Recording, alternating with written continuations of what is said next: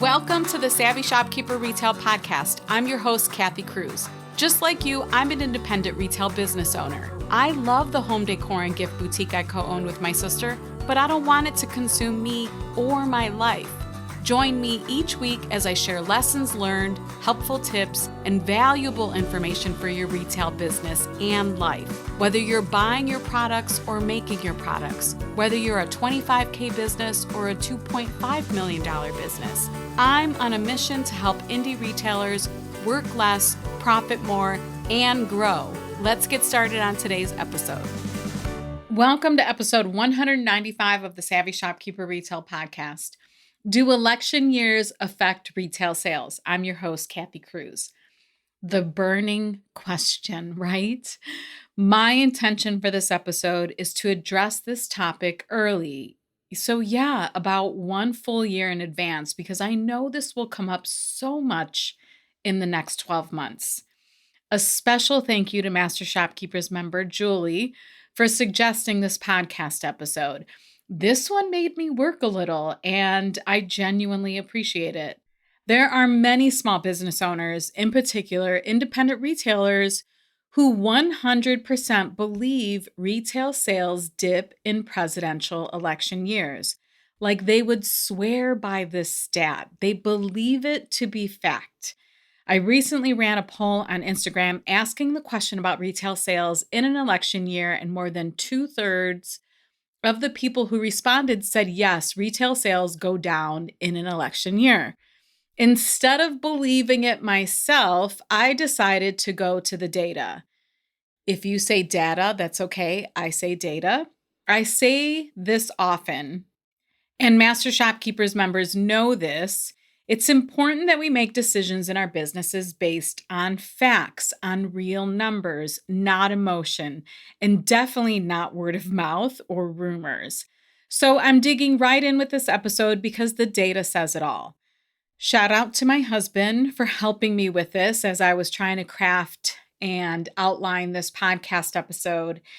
He's really good at research, and I sent him to a website just to pull numbers for me. And we actually pulled the numbers from a website called Statista. And I'm going to say that slowly because if I say it too fast, I mess it up.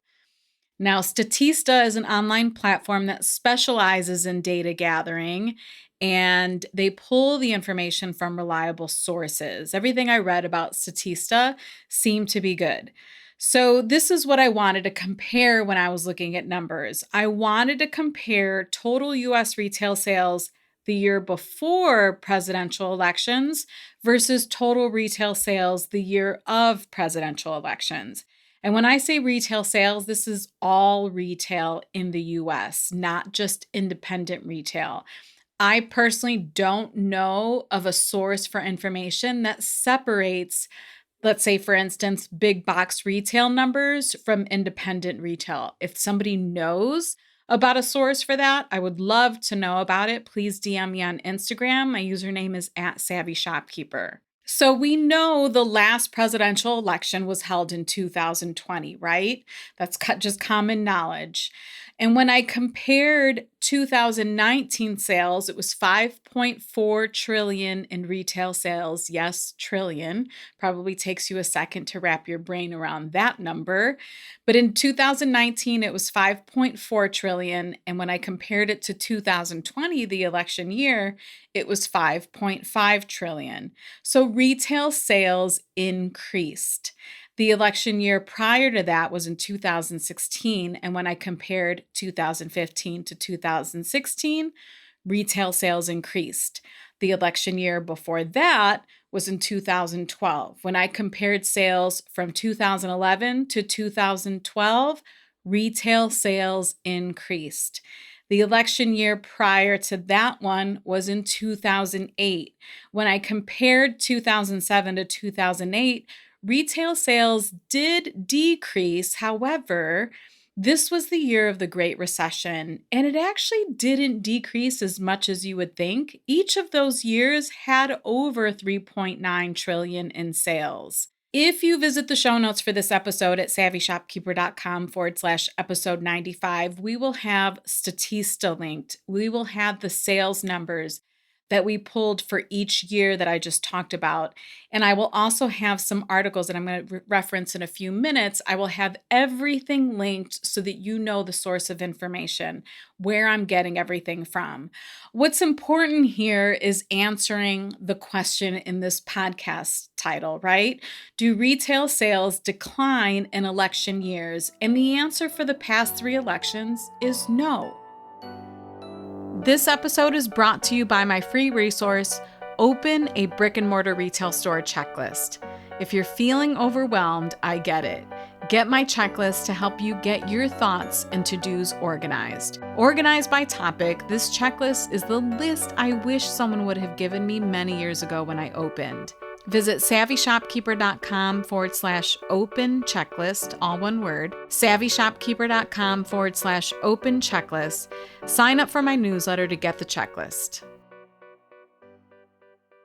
Now, that's historical data. Next, I want to talk about retail sales in more recent years. And Statista reported this. And this is a quote from the website. It said, by the end of 2022, total retail sales reached approximately 7.1 trillion US dollars. Yes, 7.1 trillion, around $500 million US dollar increase from the year before. Retail sales have steadily increased since 2009 as the economy recovered from the downward trend due to the recession following the 2007-2008 financial crisis, and most recently from the impact of the coronavirus crisis. I realize, this is me speaking, not the quote from Statista's website. I realize that the past doesn't always determine the future. So please know that I am by no means guaranteeing that retail sales will grow again in 2024. But when I look at the data, I have to say I am optimistic. We'll just have to see what 2024 brings, right? So why do retailers believe retail sales dip in election years? And I have to be careful to not go off on a tangent here or a soapbox, but really I think it's for 2 reasons. Number 1, negativity breeds negativity in retail. It really does. And it's so frustrating, as if running our businesses isn't hard enough. It's like an infection sometimes, and infections are contagious. So one person makes a statement about retail sales in election years and how they decrease, and suddenly it snowballs from there. It's like the telephone game when you were in grade school, where wasn't it like a cup and you put it up to like somebody else's ear, and then it isn't really clear, so it gets a little convoluted, or somebody repeats something else. I might be messing this all up, but the point is that people take what other people say as fact. So I'm happy I'm doing this podcast episode because I wanted answers too. The second reason I think that retailers believe this happens in election years is because of news media outlets and social media, in particular, clickbait titles that draw people to click on an article. But then does the person really read the full article, or are they only taking what they want from the titles of the article? Now, this has me thinking maybe I should have titled my own episode, this episode. I should have said something like, hear it here first. Election years do not cause a decrease in retail sales year over year. But I feel like I didn't do enough historical research to actually make that a title. What I really wanted was to pose the question and explain it all in this podcast episode. So back to my point. By no means am I suggesting, since I was talking about these clickbait titles, I'm not suggesting that all journalists are doing this on purpose. But an article, for example, by Retail Brew has the title, Consumers Historically Pull Back Spending After an Election. How should retailers prepare? This title easily grabs a retail store owner's attention, right? And if they already believe that sales decrease in election years, it could validate their belief without them even opening their article. They're just thinking, oh yeah, see, that does happen. Sales are going to fall in 2024. However, if you read the full article, and we'll have it linked in the show notes, you'll find that it talks about how buying patterns of consumers during election seasons change. That's the emphasis I want to put on during election seasons.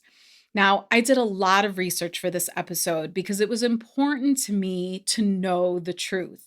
I scoured lots and lots of articles. I did dozens of Google searches, and it took a long time to finally find one single article by Forbes with this title. It says, "Presidential elections do not deter holiday shoppers in the long run."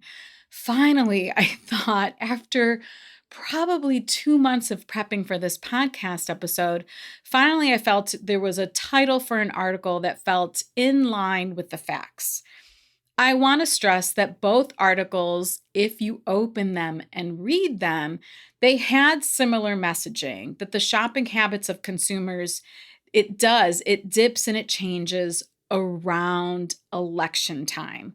Neither article indicate that retail sales decrease overall year over year. So let me summarize. Yes, historically, election years do affect retail sales, but this is the big but. It's only for short periods of time or in patterns around the election, around that date in November, not overall and not year over year. Why are sales patterns affected during election years? And I think most of us know we're human, right? We all know how much people consume media and social media in the months leading up to an election. Unfortunately, we can't control the media or social media, nor can we control the thoughts and emotions of everyone in the US. So we can't control their buying patterns around election time. What you can control as an independent retailer is your thinking and your planning. Knowledge is power, right? And I am sure we will talk a lot about this, and we'll brainstorm plenty of creative ideas for 2024 in Master Shopkeepers.